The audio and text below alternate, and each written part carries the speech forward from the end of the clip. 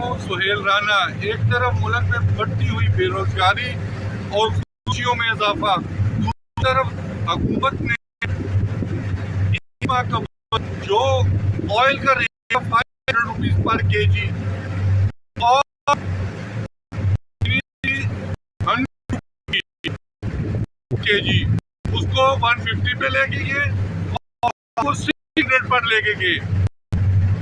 और अभी